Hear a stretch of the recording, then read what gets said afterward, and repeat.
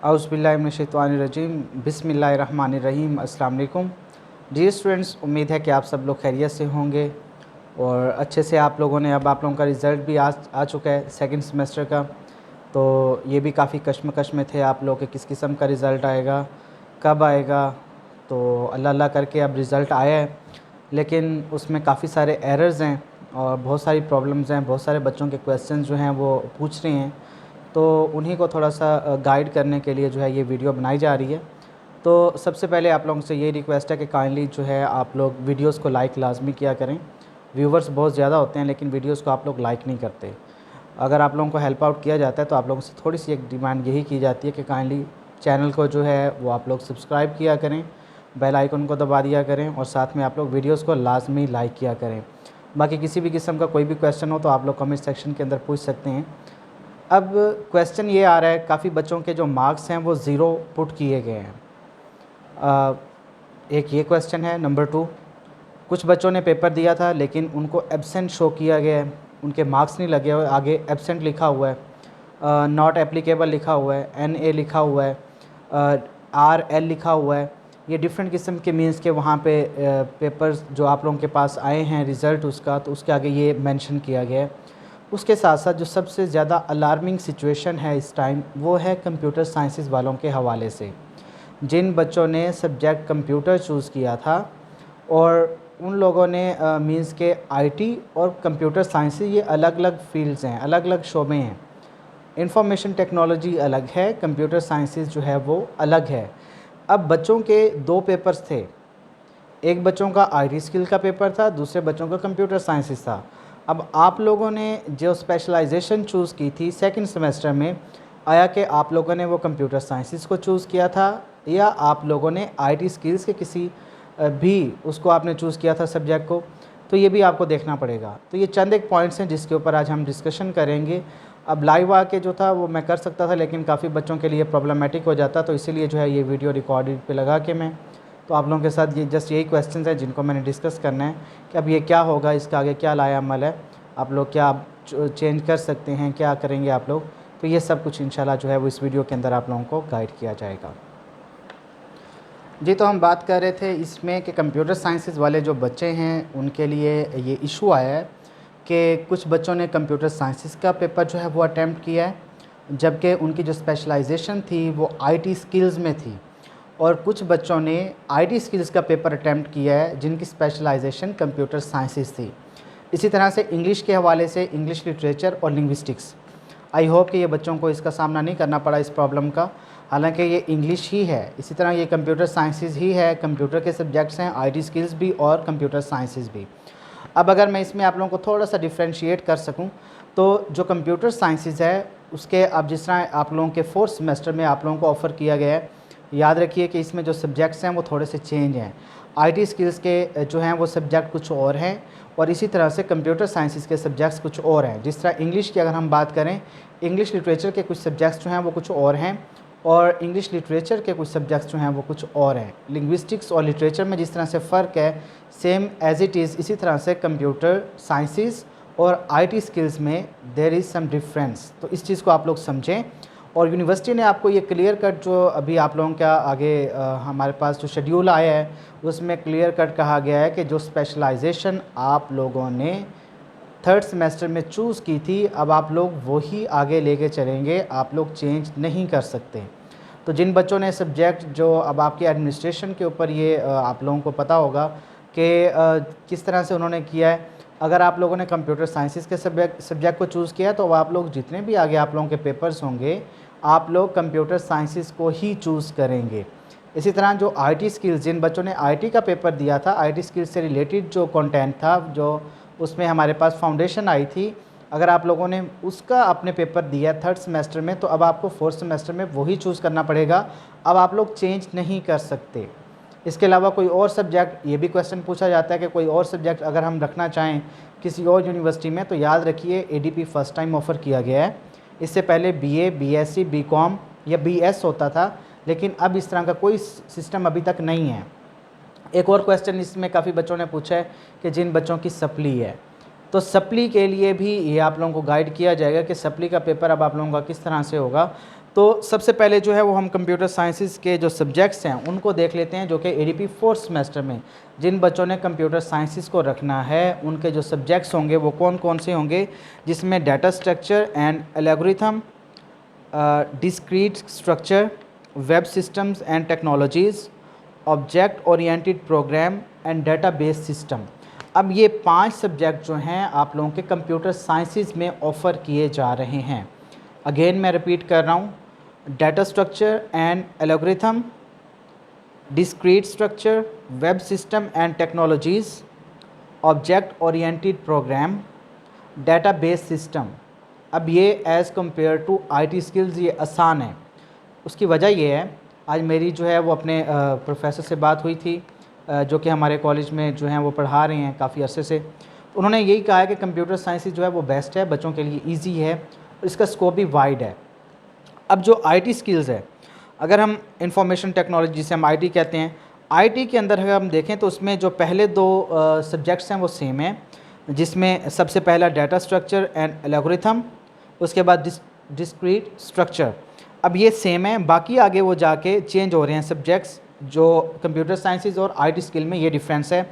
Digital and logic design, IT skills में क्या course आ गया, डिजिटल एंड लॉजिक डिज़ाइन, जबकि कंप्यूटर साइंसेज में जो था वो वेब सिस्टम एंड टेक्नोलॉजीज़ था इसकी जगह पे।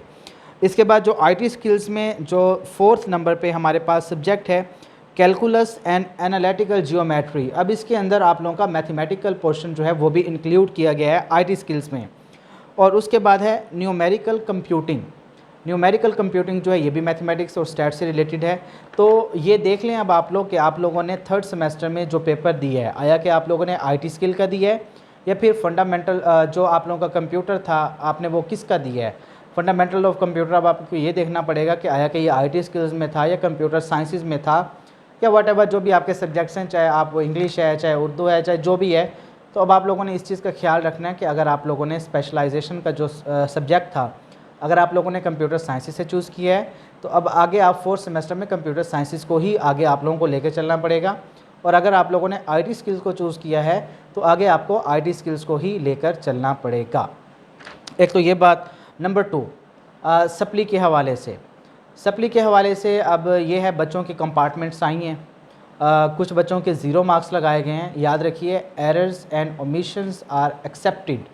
अब इसके लिए ड्यूरेशन कितना दिया जाता है, 10 डेज़ दिए जाते हैं, 14 डेज़ दिए जाते हैं, या कितना दिया जाता है, ये आप लोग अपनी एडमिनिस्ट्रेशन से बात कीजिएगा। कॉलेज के जितने भी आपके क्लरिकल जो स्टाफ है वो आपको इस बारे में गाइड कर सकेगा कि उनके पास क्या इंस्ट्रक्शंस हैं।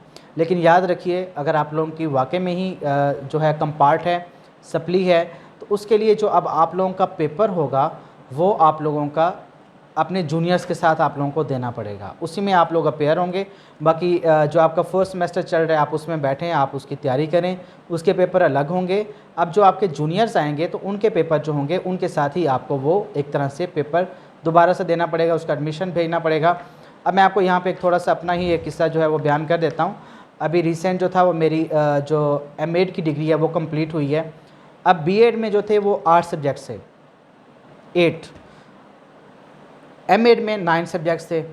अब मेरे पास जो रोल नंबर स्लिप आई उसमें जिस तरह से पेपर थे वो मैंने सारे अटैम्प्ट किए, 100% अटैम्प्ट किए। अब मेरी एडमिनिस्ट्रेशन ने मेरे से पूछा कि सर बताइए आपके किस तरह से पेपर हुए हैं। मैंने कहा बड़े ज़बरदस्त किस्म के पेपर हुए हैं। उन्होंने कहा कितने नंबर आ जाएंगे, मैंने कहा पोजीशन आने के चांसेस हैं। अब जब रिज़ल्ट आया उसमें एक सब्जेक्ट के अंदर मुझे एब्सेंट शो किया हुआ था। अब मेरे माइंड में तो यही था कि जितने पेपर थे वो सारे के सारे मैंने दिए। अब मैंने क्या किया, घर आके लैपटॉप ओपन किया, मेरे पास रोल नंबर स्लिप पड़ी थी, मैंने उसके अंदर देखा, मैंने कहा जितने सब्जेक्ट्स थे वो तो सारे के सारे मैंने दिए हैं। फिर मैं यूनिवर्सिटी गया एग्जामिनेशन डिपार्टमेंट में, वहाँ पे घंटा 2 घंटे जो भी प्रॉब्लम थी उसको मैंने जाके फेस किया। और उसके बाद क्या हुआ कि मुझे पता चला कि जी आपने वो पेपर ही नहीं दिया। अब जब आके दोबारा मैंने घर आके अपनी रोल नंबर स्लिप को देखा, उसमें वाकई एक सब्जेक्ट जो था वो उसकी कोई डेट शीट के अंदर वो मेंशन ही नहीं था, वो लास्ट पेपर था, हालांकि वो नहायत ही आसान तरीन पेपर था। तो फिर क्या हुआ कि मुझे दोबारा से एडमिशन जो था वो पे करना पड़ा। दोबारा से एडमिशन गया, 4 माह 5 माह जो थी वो मेरी डिग्री जो थी वो लेट हो गई। तो अब अल्हम्दुलिल्लाह वो भी कंप्लीट हो गई। तो इस तरह से काफ़ी सारे बच्चों की प्रॉब्लम्स आती हैं। तो काइंडली जब भी आप लोग साइन करें किसी भी फॉर्म पे उसको पढ़ें। आप लोगों को क्या कहा जाता है, चलें जी अपने सब्जेक्ट्स देख लें, इसको साइन कर दें, दैट्स इट। ऐसे ना किया करें, पूरी स्टेटमेंट को पढ़ा करें, समझा करें और सब्जेक्ट स्पेशलाइजेशन के लिए सबसे पहले आप लोग ये देखा करें कि आया कि आप लोग जो है आप लोगों की चॉइस है उसके अंदर आप जो चूज़ करने जा रहे हो, क्या आने वाले टाइम में वो सब्जेक्ट आपको हेल्प आउट करेगा, क्या आपके पास उस तरह के टीचर्स अवेलेबल होंगे इंस्टीट्यूट के अंदर जो बच्चों को गाइड कर सकेंगे, या आप लोगों के पास कोई इस तरह की आपकी फैमिली बैकग्राउंड इतना स्ट्रॉन्ग है कि वो अफोर्ड कर पाएगा अगर ट्यूशन आप लोग लेते हैं, या आप लोग यूनिवर्सिटी में जब मूव करेंगे उसका स्कोप क्या है। ये डिफरेंट किस्म के क्वेश्चंस होते हैं जो कि आपको स्पेशलाइजेशन चूज़ करते वक्त अपने माइंड में रखने चाहिए। तो इसीलिए ये जो बातें की हैं, अगर आप लोग खड़े हैं, ये तो मुझे शुरू में कहना चाहिए था कि बैठ जाएं, अगर आप बैठे हैं तो फिर आप लोग लेट जाएं, और अगर आप लेटे हैं तो एक गिलास पानी अपने साथ रखें, क्योंकि ये बहुत प्रॉब्लमेटिक होने वाला है। एडीपी 4th सेमेस्टर जो बच्चे अब हो चुके हैं, क्योंकि थर्ड सेमेस्टर में कंप्यूटर साइंसेज जिन बच्चों ने रखी थी, फंडामेंटल ऑफ कंप्यूटर या IT स्किल्स, वो बहुत तादाद है बच्चों की, याद रखिए। तो ये बच्चों के लिए बहुत ज़्यादा प्रॉब्लम का सामना उन्हें करना पड़ सकता है। अब क्वेश्चन नंबर 3 पे हम आते हैं कि जिन बच्चों के 0 मार्क्स ऐड किए गए हैं उनका क्या होगा। देखें, एरर्स जो होते हैं वो आते हैं, सिस्टम की वजह से ये बाज़-औक़ात हो जाता है, तो वो बच्चे फ़ेल नहीं हैं, याद रखिए बच्चे फ़ेल नहीं हैं, जस्ट उनके जो मार्क्स हैं वो ऐड नहीं किए गए। अब ये जो है आप लोग अपनी एडमिनिस्ट्रेशन से कह के वो जो क्लरिकल स्टाफ है वो एप्लीकेशन देगा, या जो भी उनका प्रोसेस होगा वो आप लोग करेंगे, और आप लोगों के जो मार्क्स हैं वो आप लोगों के मिल के आ जाएंगे उसके अंदर आप लोगों के रिज़ल्ट में। अब एक और क्वेश्चन पूछा गया कि आया कि हमें एडीपी की डिग्री मिलेगी, हमें रिज़ल्ट कार्ड मिलेगा? बिल्कुल मिलेगा, चूँकि आप लोगों ने डिफरेंट यूनिवर्सिटीज़ में आगे आप लोगों ने जाना है। अब ये भी आप लोगों के पास चॉइस अवेलेबल है कि आप लोग एडीपी 4th सेमेस्टर के बाद किसी भी ऐसी यूनिवर्सिटी में जहाँ पर BS ऑफ़र हो रहा है, जो प्रोग्राम आपने चूज़ किया है, आप लोग किसी भी यूनिवर्सिटी में मूव कर सकते हैं। आप लोगों के पास ये लिमिटेशन नहीं है, आप लोग क्लोज एंडेड नहीं हो, आप लोग ओपन एंडेड हो कि आप लोग IUB को चूज़ करना चाहते हो, IUB को चूज़ करो। आप लोग किसी और यूनिवर्सिटी को प्रेफर करना चाहते हैं जहाँ पर BS 5th सेमेस्टर ऑफ़र किया जा रहा है, तो आप लोग डायरेक्टली BS 5th सेमेस्टर में बैठेंगे। सिर्फ उसके लिए क्या होना चाहिए कि आप लोगों ने जिस भी इंस्टीट्यूट में जाना है, जिस भी यूनिवर्सिटी में जाना है, उसकी एफिलिएशन आप लोग कंफर्म कीजिएगा। HEC की वेबसाइट पे काफ़ी सारी यूनिवर्सिटियाँ इस तरह की हैं जहाँ पे प्रोग्राम्स वो ऑफ़र कर देती हैं, लेकिन एलिजिबल नहीं हैं वो। तो इस चीज़ का भी आप लोगों ने ख्याल रखना है। जिस भी यूनिवर्सिटी में जाइए उसको पहले चेक कीजिए, क्योंकि अब आपकी डिग्री जो है वो यूनिवर्सिटी की तरफ से है और HSC की तरफ से उसको जो है वो ऑफ़र किया जा रहा है। तो HEC ने काफ़ी सारे जो इंस्टीट्यूट्स हैं उनको बैन किया हुआ है, वो डिग्री को नहीं कर सकते ऑफ़र, लेकिन वो डिग्री ऑफ़र कर देते हैं और बच्चे एडमिशन भी ले लेते हैं, फिर बाद में उन्हें कॉन्सिक्वेंसेस का सामना करना पड़ता है। अब ये चंद एक पॉइंट्स थे जो कि बच्चे जो थे वो काफ़ी प्रॉब्लम का सामना करना पड़ रहा था। हाँ, एक और क्वेश्चन बच्चों ने किया कि हमने पेपर दिया था लेकिन हमें एब्सेंट शो किया गया है, उसके लिए बाकायदा तौर पे आप लोगों को एप्लीकेशन देनी पड़ेगी। आप लोगों की अटेंडेंस जो है वो चेक करेंगे।